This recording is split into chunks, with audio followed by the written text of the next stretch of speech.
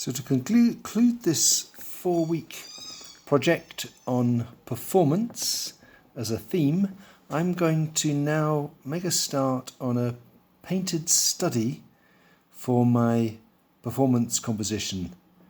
This is the sketch that I produced with a sort of rub away charcoal technique that I sprayed and then applied a little colour with pastel.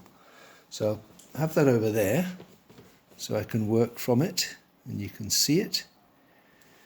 And you can see I'm working on an old canvas. I've covered it with a little bit of grey paint, but I think what I'm going to do to start is actually introduce even more of the dark that is there in my study. So I'm going to work on a wet surface with oil paint, and I'm hoping that this wet in wet approach, where colours will mix and will smudge and soften, will help me with this effect that I'm after. My main aim, I think, in this composition is to really, well, almost lose the figures that are in the audience. Not completely lose them, but I'm after a particular kind of atmosphere, mystery in the painting, and I think that's going to come in part from not overstating or bringing out too strongly my figures in the background. I will have a strong figure in the foreground, this performer, but we're going to be seeing the back of that figure. So I think it's probably not a bad idea to get some of the area that is going to contain those two seated figures, which are a bit in the shade, get some of that area darkened.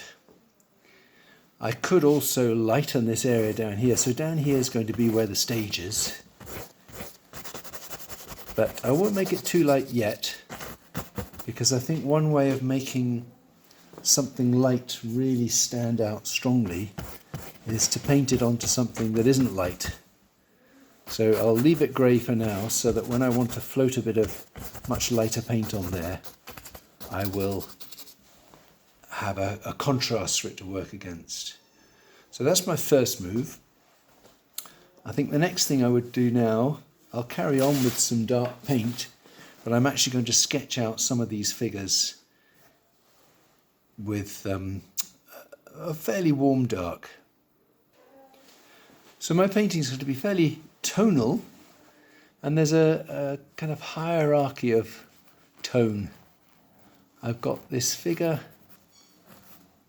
with their back to us on stage, which is probably the darkest shape in my painting.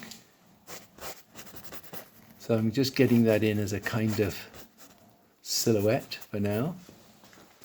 And then rather than dry my brush and pick up some more dark paint, I'll get a few lines, a few indications established now for the seating, the auditorium, a bit of perspective with those lines getting closer together, and maybe even to start to put these figures in based on what's in my sketch. So as I say, painting wet in wet. Well, you can't see that, can you? Sorry, it's a bit of a shine as well above my painting. I might try and take that away. But I was saying you can hardly see this figure, which suits me because I want to maintain that kind of hierarchy. I had a little bit of a problem with my study, that the figure with opera glasses wasn't really paying much attention to the performer. So we'll see what I can do with that, see whether that's worth changing or whether we'll just keep that. So that's those figures. I've found where they are. Let me see if I can get rid of the shine a second. That's reduced it a bit. I've tilted the canvas, but I can still see there's quite a shine. Anyway, we'll proceed. So I'm staying tonal for quite a while, and I'm not getting much definition into different parts of the painting because I want it to be an image with an atmosphere, a certain mystery, I hope. And I'm going to do that by by controlling the contrast. So this is where the wet in wet can be quite useful because there's a regular softening of what I do because of the mixing of the paint on the surface. But it would be useful to find the brightest contrast, so I'm going to do that next. That's both of light, I'll get some light on the stage, and also a little bit of colour on the floor of the auditorium and the curtain. So I'm staying more or less with the Zorn palette, and each of these colours that I've prepared have been slightly modified in some way. So this white light that I'm putting on the stage, which I'm trying to float, I'm trying not to mix it too much on the surface yet, so that's my brightest light. And some of it also could go up here, which I will mix for now. So the brightest light has got a little bit of, it's white, but it's got a little bit of yellow ochre in it. I also made a bit of colour for the curtain, which is some cadmium red, but it's also been knocked back with a little bit of black and ochre. And if any of these come out too strongly, I can also work them in to the wet grey on the surface of the canvas. So I've got particular colours prepared, but I'm trying to see how they react with each other, and I'm letting the wet in wet mixing modify them a bit, or give me some idea of how to modify them. You can see that's getting greyer as I mix it, whereas that there is quite bright. So I've got that range to work with, and as I bring out other things, I find it useful to have some indication of that range so that I can look to a part of this ochre and say, right, I want it to be bright, so I'll have to mix more and float it, or I want it to be subdued, so I'll have to work it in a bit or mix something with it to quieten it down a little bit. So this is all quite provisional. I'm just trying to see how the different colours that I've prepared work together to describe the light, because this is the atmosphere I'm after, is to do with what the light shows us or doesn't show us in the case of the people in the audience. So I'm working with the setting rather than the figures, and I've basically got a kind of warm palette, a warm neutral palette for the seating and the general auditorium. And then I will introduce a little bit of colour to the clothing of my figures.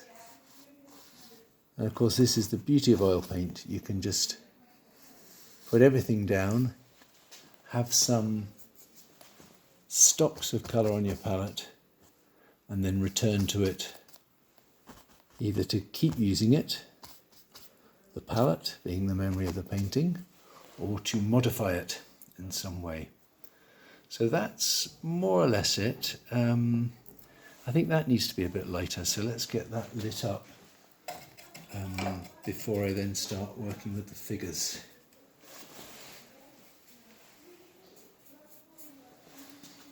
So just a little bit more light on there.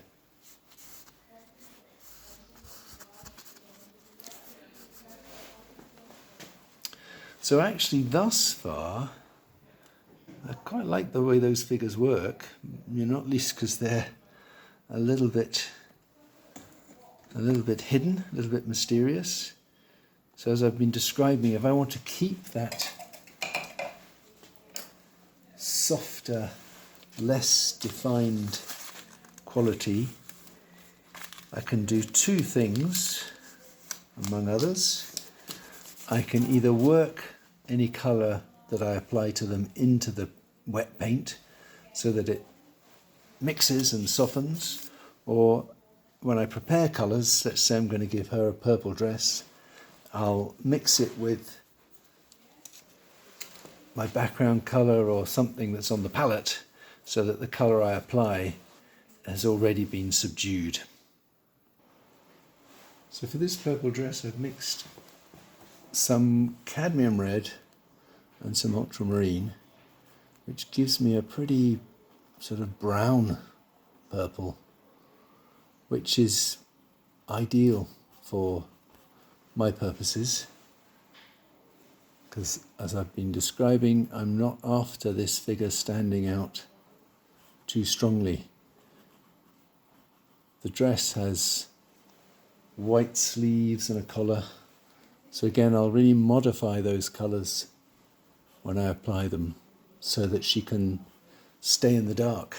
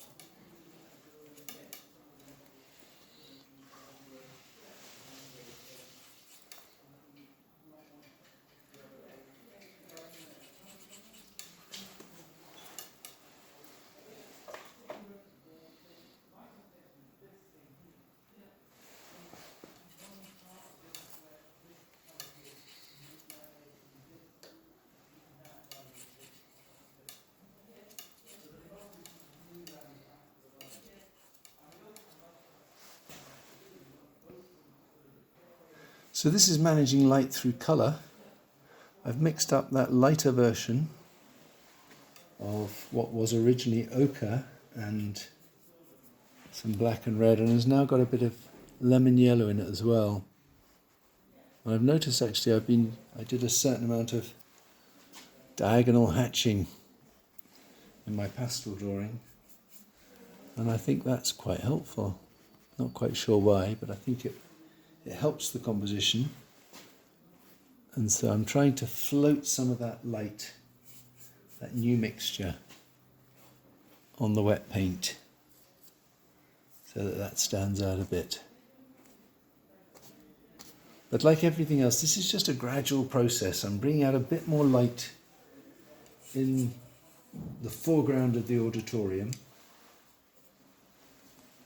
but I won't take it to a necessarily sort of finished level, because I now want to, I would do more with that figure, but I'm now going to work on the figure on stage. So I want it to be dark so it really stands out. So I'll use some ivory black, but I've also added some lemon yellow. Don't think that comes out very well on the camera, but by adding some lemon yellow, I'm going to make a cooler, almost a green dark, which actually is what I was using in pastel to help that figure stand out. And I'm thinking that with the warm interior of the auditorium and even some of the warm light on the stage, I might be able to get even more contrast by this figure being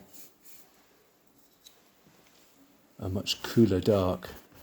That's mixing quite a lot, so I'm not getting the edge that I want. So I ought to make a bit more of that. But before I do, I'm just going to try a line of light, which again would be very cool, and I think I'll use some lemon yellow and white. So there's the lemon yellow and white, which is pretty dazzling. Is that limelight? Let's see. I'll see how it goes on.